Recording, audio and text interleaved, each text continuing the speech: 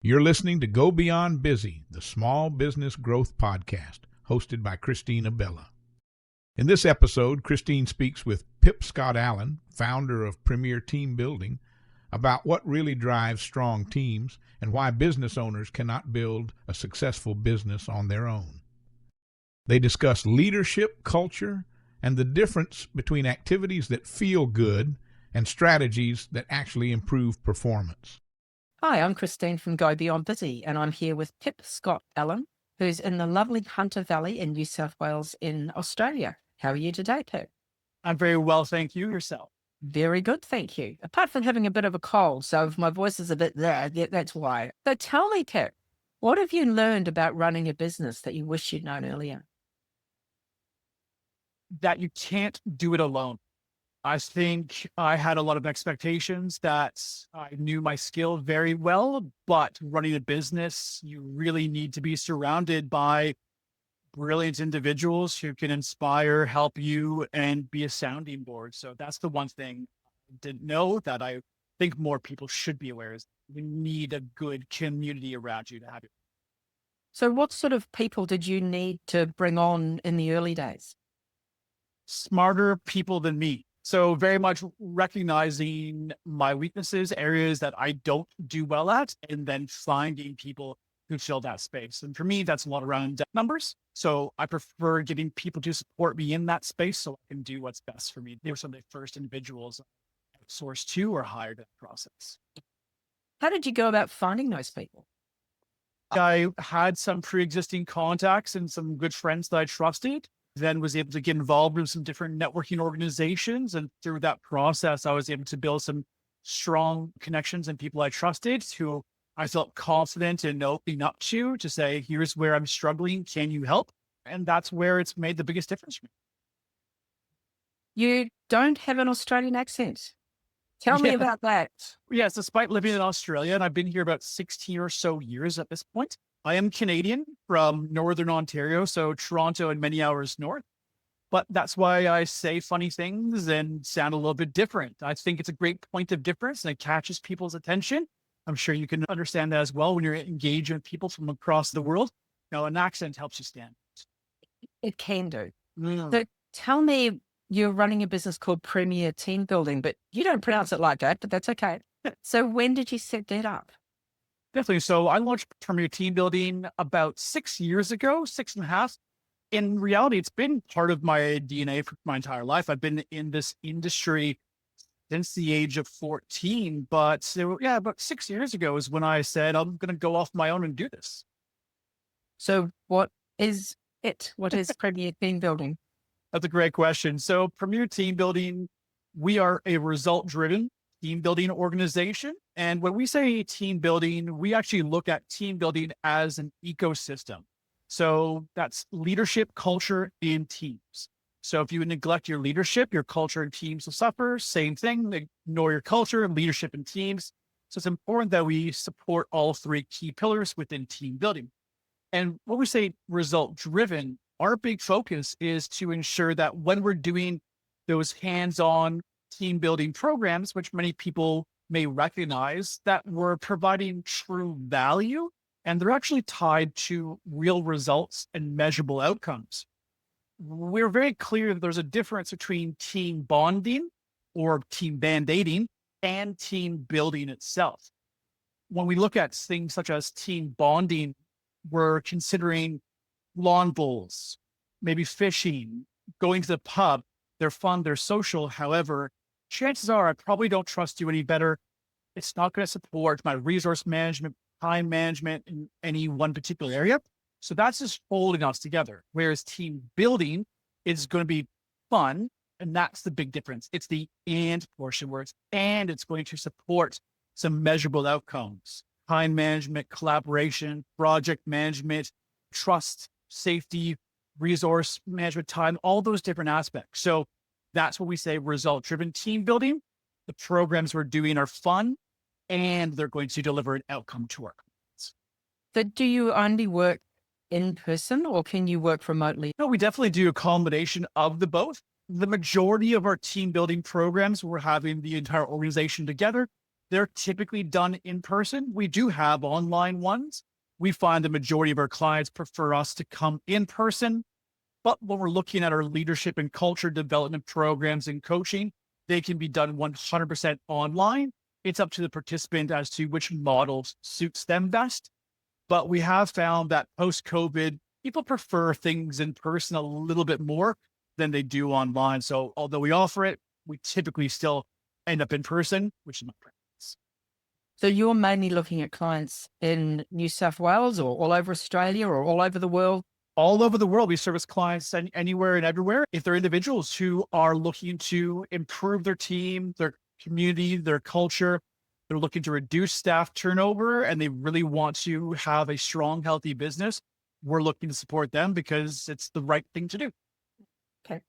Sometimes, like before we did this interview and I looked at the words team building, I thought, oh, they're a recruiting company. Do you do anything like that? Or is it only once the team is there, then you help them to work together?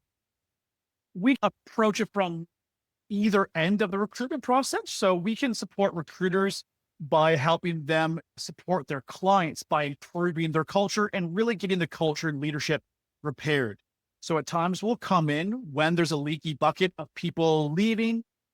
Rather than employing new people into a dysfunctional, broken culture, we'll support them in training processes to retain individuals, repair the culture so that when the recruiters bring good people in, they're more likely to stay. And then we continue the relationship there afterwards to develop and grow and nurture the entire culture from that point. We don't do recruiting, but we support recruiters to make sure that their gold stay there.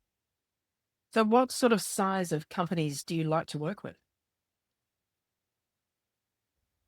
It really does vary. I like people who care about their people. And a lot of the times that doesn't necessarily translate to size. We've done programs with over 600 people at once. When we're doing our leadership coaching programs, we typically sit around the 12 to 20 people in the leadership team.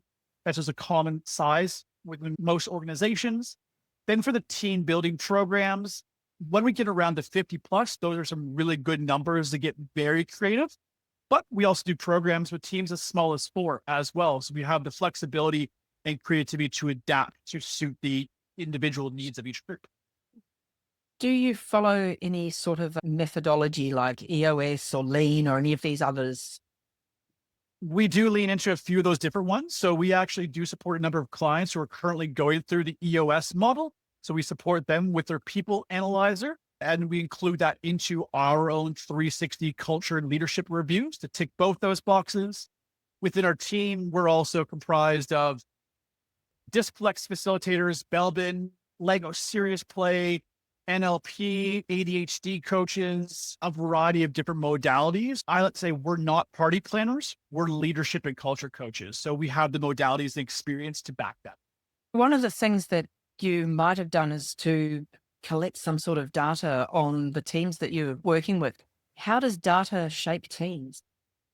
It's actually one of the most powerful tools we can use. When we're looking at teams and culture, typically we follow the heart. It is a very heart-driven space. We're looking to do good for our individuals. So empathy is a driver. However, we need to put that aside at times, put aside the ego and use data to actually recognize where we are versus where we need to be.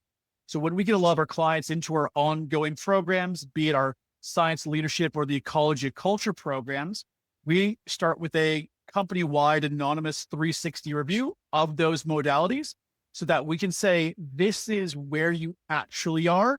Egos aside, this is how your team thinks, feels, and believes. Right now, this is the estimated number of people who are thinking to leave the organization. So now that we have a benchmark, we can make an effective plan with that data to move forward. And then allows us to check in periodically as well to see how things are progressing, to ensure that everything's moving in the right direction, or pause and adapt to where we're seeing new, different challenges. So while it's a very heart-centric approach with what culture and leadership is, without the data, our egos and our own personal preferences can lead the way. We really do need that data to say, this is where we are, set the benchmark, and let's start this journey together. relationship between Premier Team Building and the client is very much an ongoing relationship. You don't just go in there for a day or a weekend or whatever and do the rah and then walk out again. You're actually going in beforehand, measuring stuff, then you're doing the training, and then you're going back later to see how effective that was, and then rinse and repeat. Is that how it works? Relatively, yes. We do have some organizations who are still very juvenile and young in the space of culture and leadership. And at times they'll just start with an annual or biannual en masse team building program because it's what they believe they should do. And so for them, it might be a once a year experience. But then when we do get our clients on that ongoing process, we do join them as part of a journey. But part of that journey is to eventually leave them be or have less touch points as we go. So when we're doing a program such as the ecology, culture, or the science leadership, there are 15 module programs. And ideally at the end, we can then take a step back and we're coming in maybe quarterly at most, if not biannually or annually, like you would going to the chiropractor or the dentist. We need those regular, consistent checkups and management processes through those stages to ensure outcomes. Our goal isn't to always be part of the team. One of our underlying missions is to make ourselves redundant because we teach everyone how to be great leaders and build great cultures. Our goal is to lose clients over time because they just know what the right thing to do is. If somebody's not sure if they need you, what would be the sort of words that they might hear themselves say? Things like, my team sucks, or I really don't know what to do with the team. What sort of things would people be saying that would be a bit of a trigger to say, well, yeah, maybe we should be talking to Pip? Definitely. Some of those are definitely some great triggers. Or why won't they? How come you won't? They're always bringing me problems. Or a great one is, I need to hire more people. Why can't I find good people? Why does everyone keep leaving? Or the other one as well is, I'm growing, I need more people. And some of those examples are amazing because the growth, it's a very positive thing, but why would they stay? So we like to come in, support that culture development. So when they grow, they retain the gold. Or if they have that never ending, I need to hire more people. Why can't I find good people? Maybe it's you and not them. Let's support a culture shift so that we can retain people, because it's actually cheaper to retain than it is to rehire by a lot. So how do people get in touch with you? What do they do first? What we would recommend is they can find us online, premierteambuilding.com.au.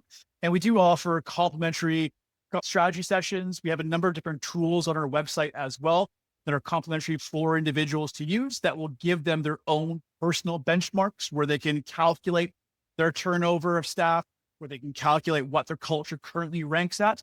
But the easiest recommendation is just to book in a complimentary strategy call with one of our leadership coaches. We'll ask you some simple questions, get a good idea of where things are at, create a picture, and then design a simple plan that you can start working on right away. And if you don't need our services, we'll tell you where to go and who to get support from, because we may not be the right fit, but that would be the best solution, is that complimentary strategy call. Great. Thank you very much. I'll put the link to your website underneath the video. And if anybody wants to have a talk with me about their business, then I'm open to that as well. So thank you very much, Pip. My pleasure. Thank you for your time. I appreciate it greatly. You've been listening to Go Beyond Busy, the Small Business Growth Podcast with Christine Abela. For more insights, resources, and to book a free business strategy session with Christine, head to gobeyondbusy.com.